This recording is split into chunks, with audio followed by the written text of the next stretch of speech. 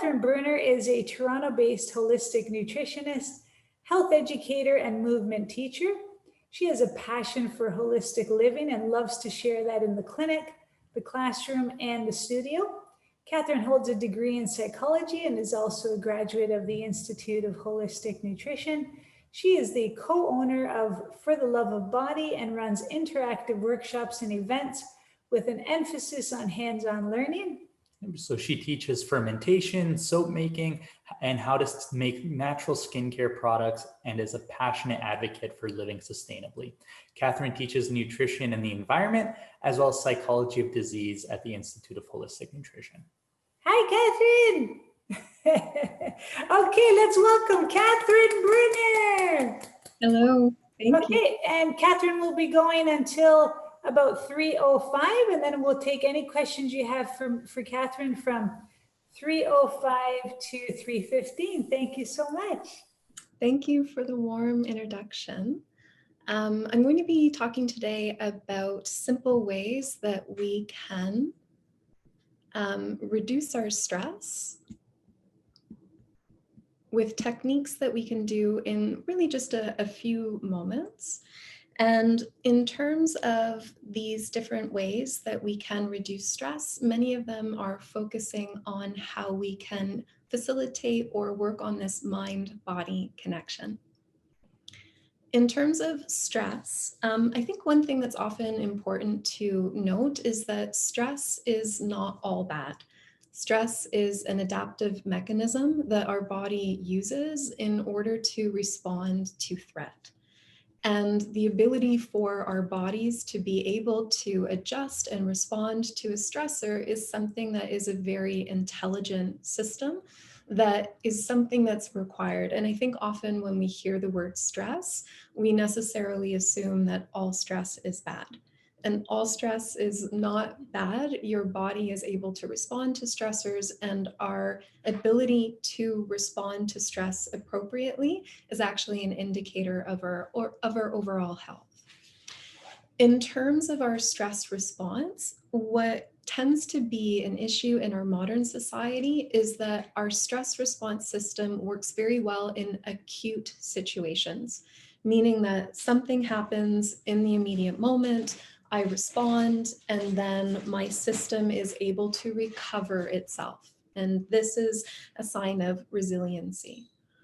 Where this system doesn't work as well is when stress becomes chronic. And so we are bombarded with a number of different things that we interpret as stressful, and the system doesn't get a chance to go into that recovery mode or to be able to turn itself off. And in terms of modern life, of course, we have so many stressors coming at us. And of course, this year, likely more than many other years with the global pandemic, we're certainly starting to see that in many communities around the world, these symptoms of stress in our bodies are becoming more pronounced. We're also starting to see many different conditions that are linked to this experience of chronic stress becoming increased.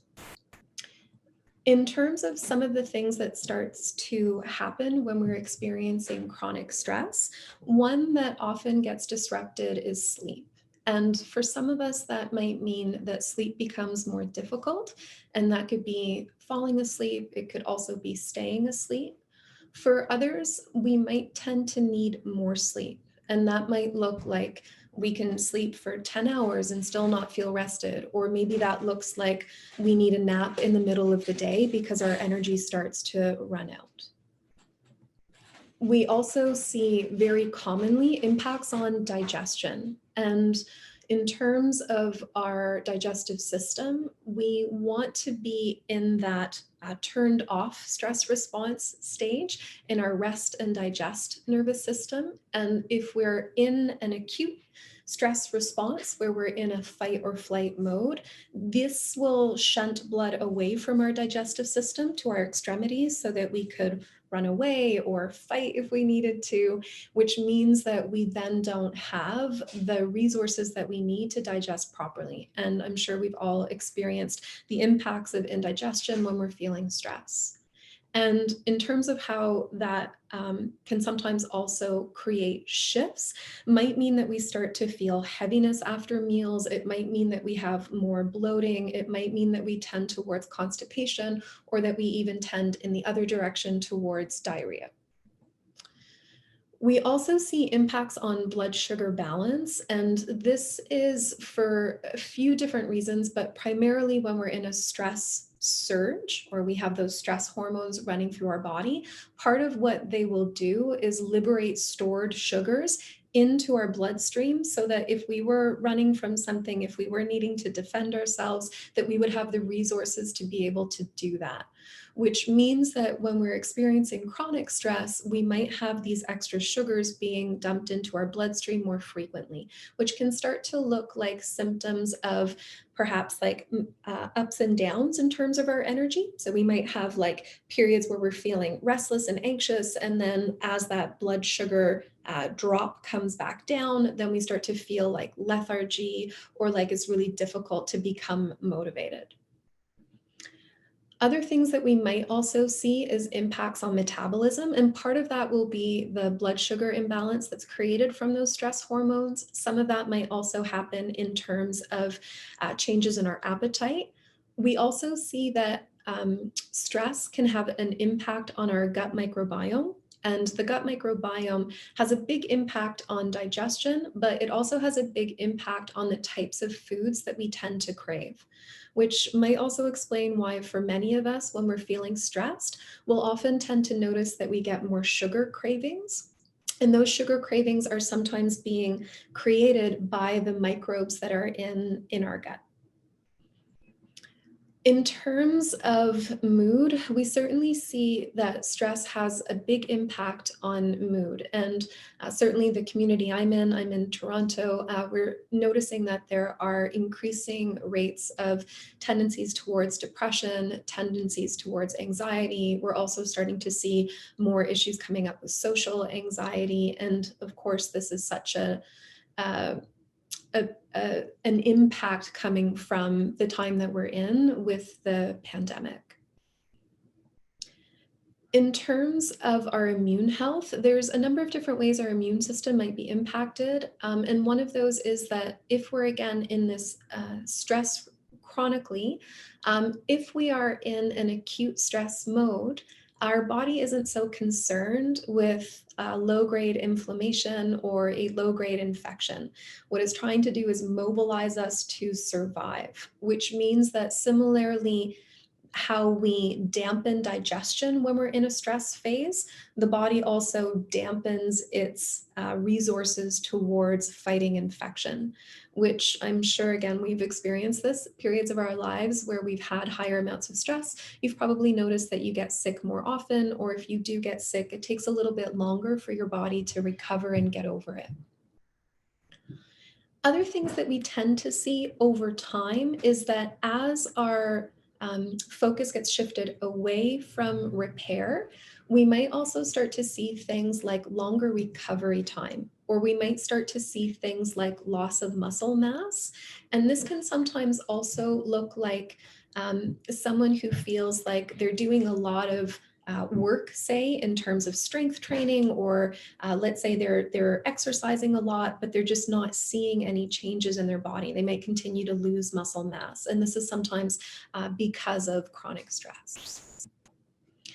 Currently, right now in North America, 60% of Americans have a chronic disease, and 40% of us have multiple diseases.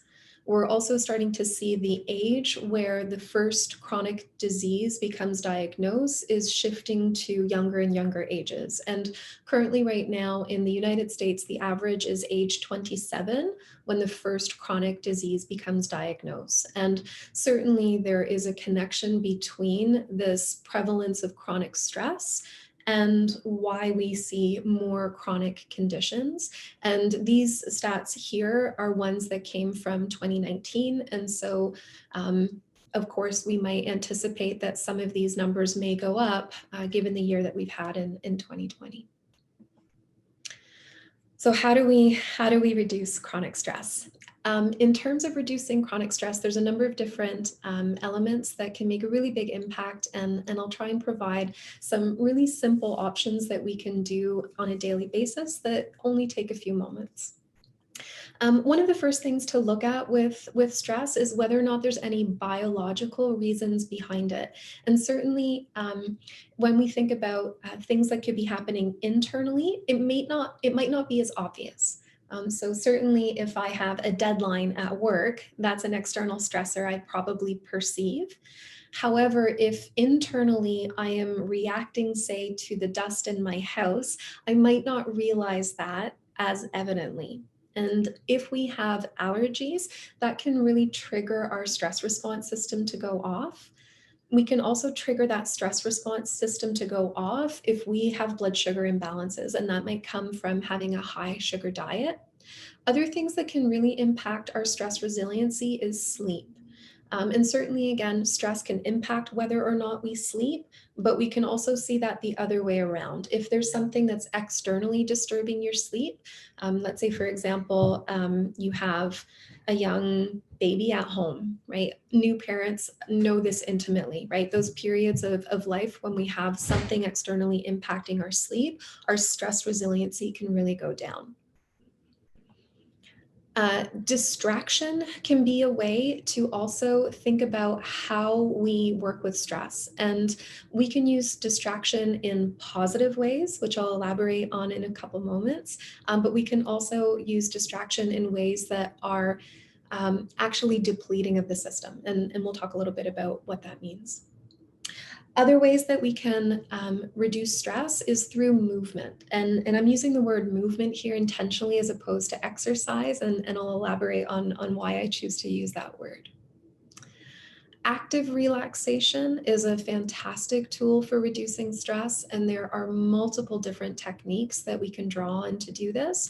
And many of these are ones that are so simple to put in little points throughout the day, or even if you're feeling the impacts of stress. So in the middle of a stress response, some of these tools for self-relaxation can be really wonderful. There's a variety of different mindfulness techniques. And again, I'm using a broader term, mindfulness, as opposed to just meditation, because I think there's many different ways that we can practice this. And for some of us, it could look like meditation. For some of us, it might mean going for a walk out in nature. In terms of nature, there are so many different benefits, and we'll talk about some of the ways that nature can be healing, that can help to minimize stress responses. There's also ways to very easily bring nature inside. If for you heading out, sometimes it's not possible in the middle of a workday to go for a long walk in the woods, but we can certainly do things to bring nature inside our environment so that we get that healing benefit.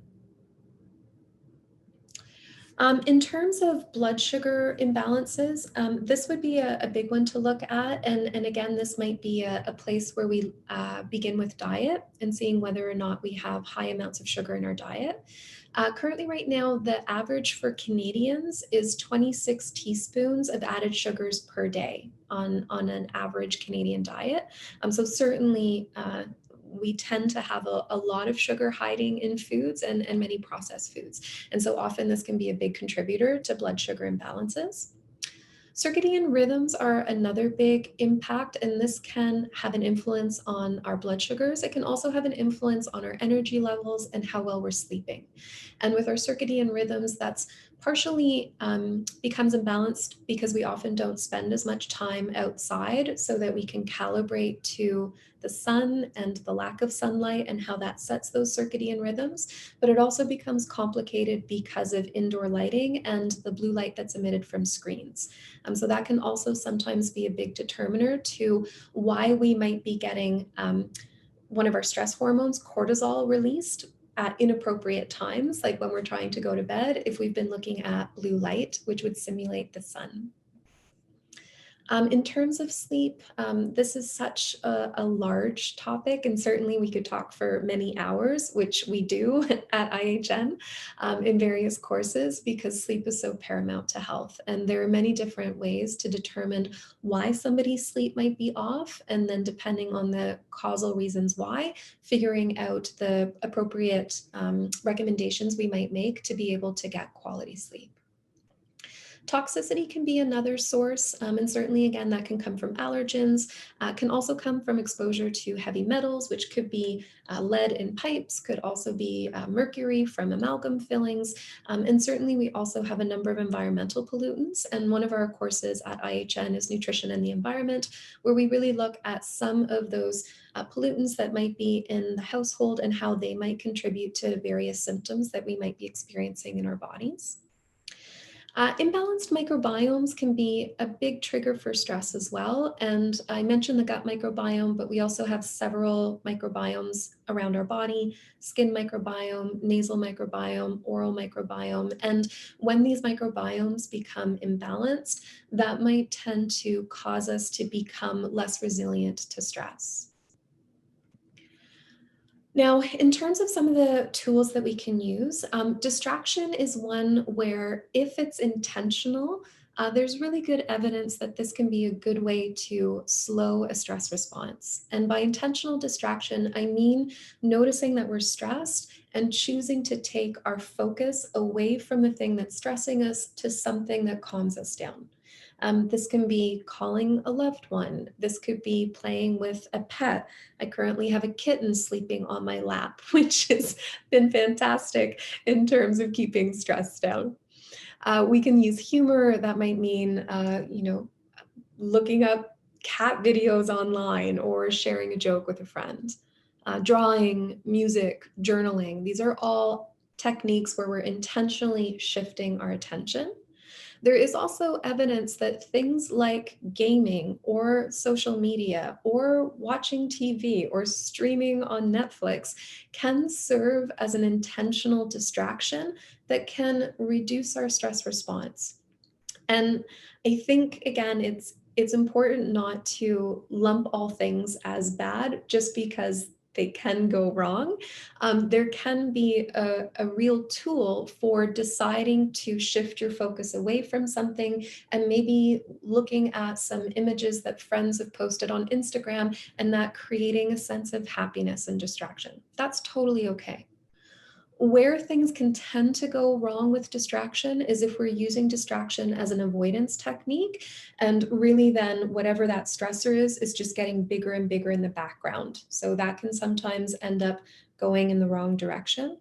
We also have that for some of these things like social media and Netflix and gaming, they can become addictive, and they literally have, teams of people figuring out how to keep us on these different platforms. And so, of course, there's a reason why they're so addictive and why they draw us in. In this image here, there's a whole discussion right now, especially in, again, this year of the pandemic, of doom scrolling, where we tend to, get lost on a phone, just like looking at all of the stats and reading all of the news from around the world. And that can then, of course, like spiral into something that contributes to our stress as opposed to helping to relieve it. In terms of mindfulness, there are so many different techniques. And with mindfulness, it's the idea of bringing ourselves into the present moment. And there are a lot of different ways to do this. Certainly mindful movement is one way, and I'll talk about some of the different things that we might try. Mindful breathing is another one that is incredibly effective. And this is one that I find is so helpful to use in the moment of acute stress. Certainly if I'm, let's say, driving and there's something stressful happening, or I'm in a situation that I can't get out of, breathing techniques are the one that I go to most often to be able to pull my resiliency back and get out of that stress response. Meditation can be another fantastic tool, and embodiment. And I'll explain embodiment a little bit more fully, but for now, embodiment is being present in your body. So feeling your body in the present moment. Nature, as I mentioned, can be an incredibly healing tool, and then also a gratitude practice.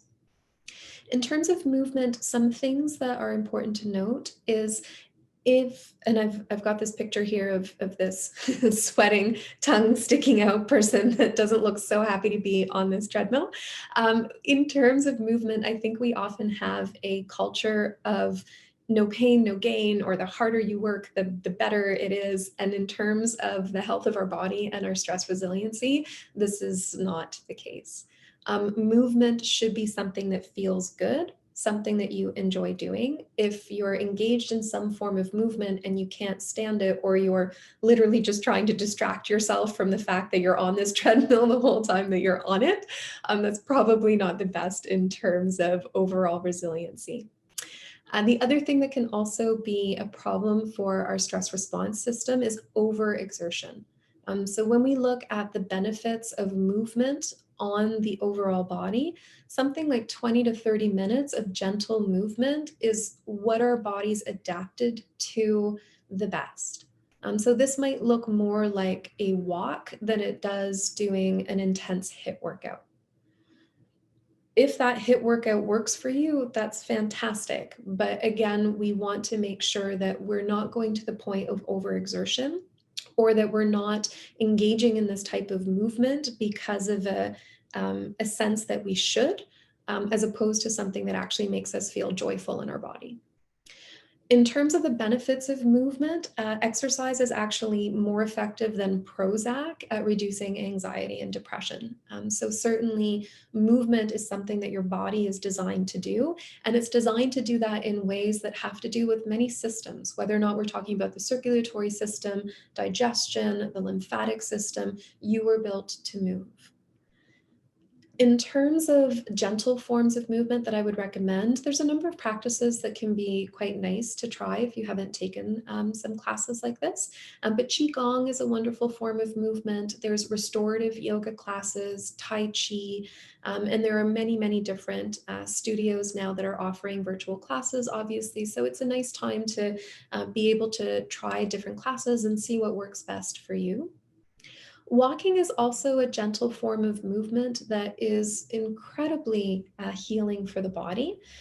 Something like a 20-minute walk has a really powerful impact in turning down the amygdala.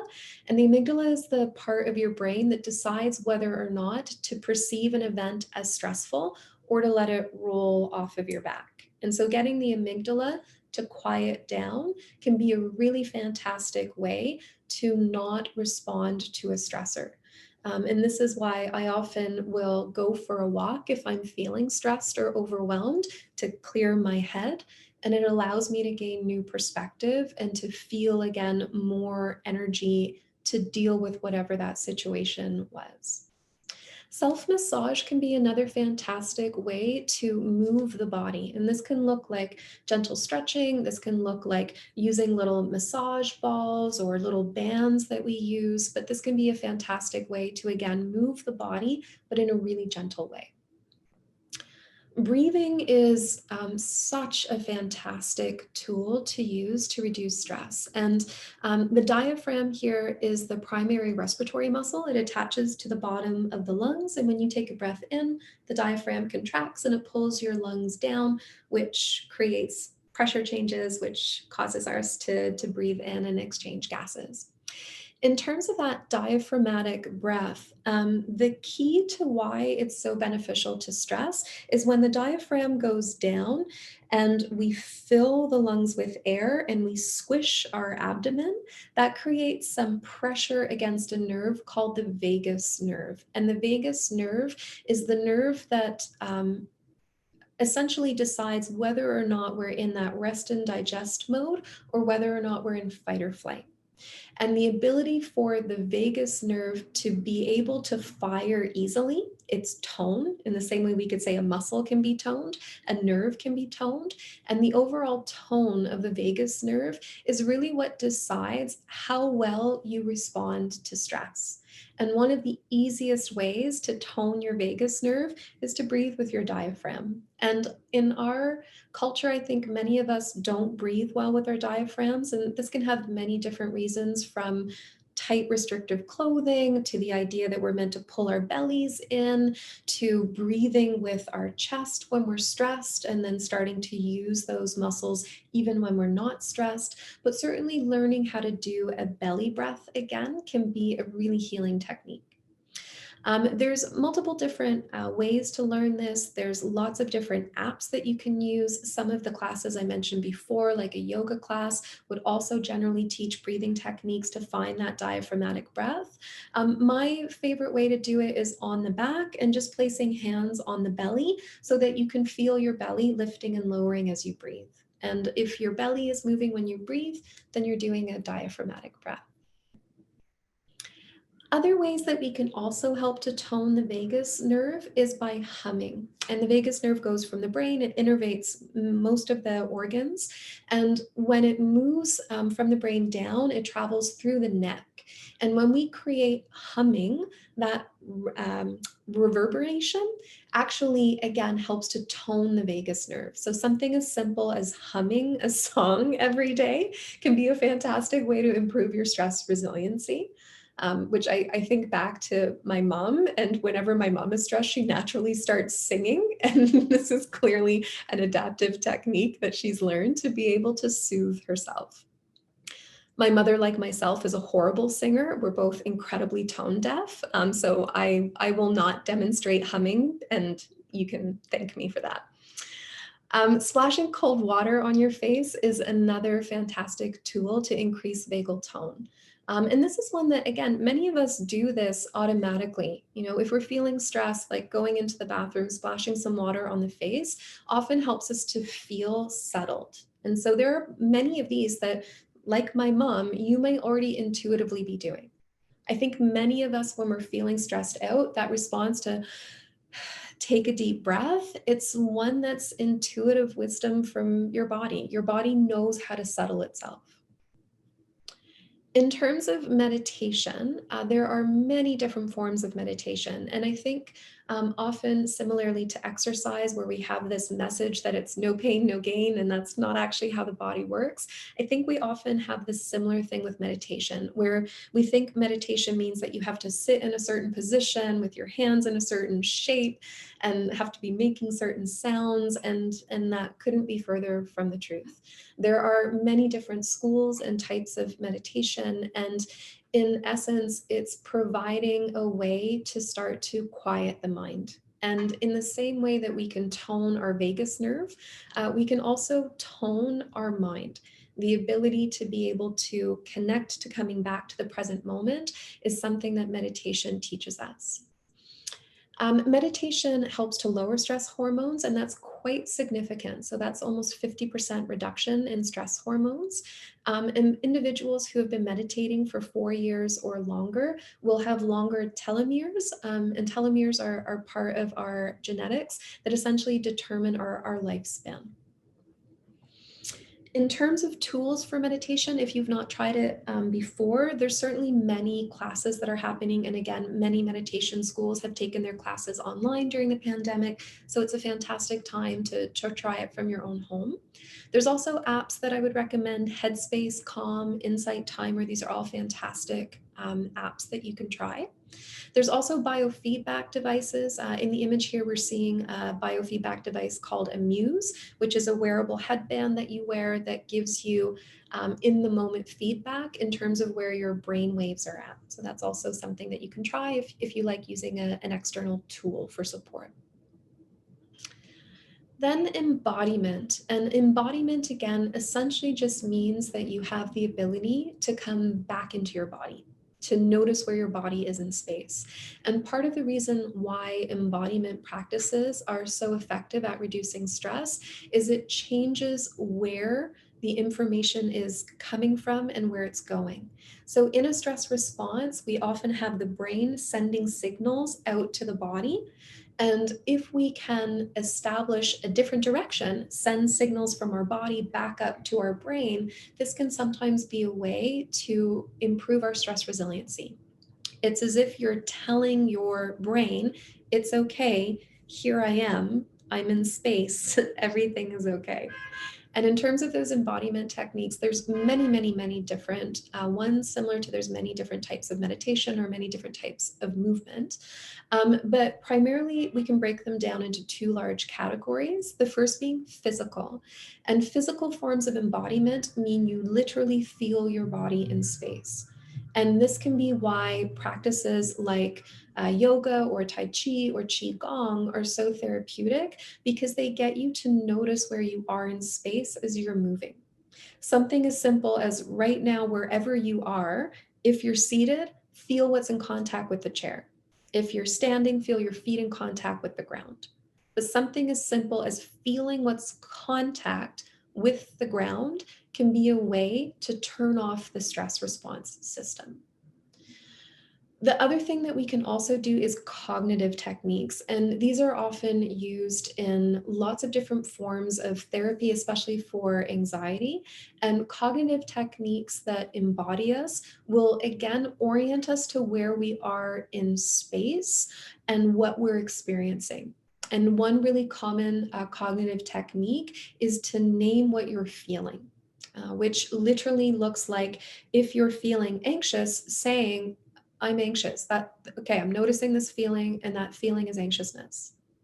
Okay, no, it's shifted. What I'm feeling right now is irritability. That's what this is, it's irritation. And literally naming the emotion can be a really powerful tool for stopping a stress response. The other thing that we can also do, if identifying emotions doesn't feel like something that's intuitive for you, is naming what you see in the room.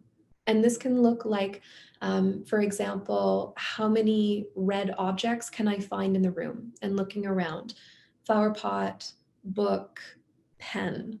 And this ability to name the room can again be a tool to self-soothe. It gets you out of your head, gets you into the noticing and the experiencing where you are in space. And that's essentially embodiment. One of the tools that I really like recommending is nature programs. And there's a lot of therapeutic value to nature and learning about our natural environment. And I really like natural awareness programs because they put these two together very well. The healing influence of nature along with embodiment, noticing where we are in space. And so I would highly recommend naturalist programs, or maybe even like learning to ID some plants that grow near you, checking on them every day. I recently joined the Mycological Association. I've gotten really into foraging mushrooms, and that for me is a fantastic stress reducer. In terms of nature, and I think, for those of us who even live in a dense urban place, I'm in downtown Toronto, but there's so many parks that I can easily walk to. And even something as short as a 20-minute walk out in nature with trees around and green things is enough to reduce your anxiety as significantly as antidepressants. So this doesn't need to be, a 3-hour hike through a pristine forest. It can be something as simple as a 20-minute walk around your neighborhood park. And in terms of nature, there's a few different reasons why nature is so therapeutic. One of them is the microbes that we expose ourselves to. And again, when we're stressed, our microbiomes can become imbalanced, and being out in nature exposes us to healthy soil microbes. We also have the smell of the forest. And so literally smelling, especially conifers, so things like pine and spruce and fir trees, has a stress calming impact. And this can be one of the ways that we bring nature to us. So if you're not able to get out into a park, or you're having a stressful event coming up that you can't go and leave from, having something even like essential oils that have the smell of those conifers can be nice. Something like a black spruce oil or a pine oil can be very nice to have. Other oils that have an impact on reducing our stress can include lavender, chamomile, and vetiver, are all fantastic for lowering stress. And in terms of how those oils work, they impact our heart rate variability. And almost all of the techniques that we've talked about today, so meditation, embodiment, nature, our vagus nerve, all of these improve our heart rate variability. And what that means is our heart is more adaptive to the present moment. We have more variations between beats. And the higher your heart rate variability is, the better your overall health. And in terms of ways to improve our heart rate variability, all of the techniques that we've talked about have been shown to be very effective at doing that. And so is something called a gratitude practice, which is where I'll close on today. A gratitude practice is something that can be very simple. This could be starting your day or ending your day and reflecting on 3 things that you were grateful for. It could be something that you do in a journaling activity. There's also, of course, many apps that are dedicated to starting and maintaining gratitude practices. But certainly this experience of both naming what we're grateful for and getting, again, this embodied experience. What does gratitude feel like in your body? So those 2 parts, naming and feeling gratitude, are one of the fastest ways to improve our heart rate variability, which again, improves stress resiliency, improves our overall health, improves sleep, improves digestion, improves all of it. And I have put here, it is a practice. And I would say that goes for all of these different activities. I think now more than ever, we're really experiencing the impacts of stress or seeing the impacts of stress in those that we love and in our communities. And these techniques are all incredibly simple. Something like breathing, going for a regular walk, feeling your body, practicing gratitude. These are not things that are expensive or unattainable, but we do need to do them to experience the benefit. So I hope a few of these have resonated for you and are things that you can perhaps set an intention to begin to make a daily practice out of.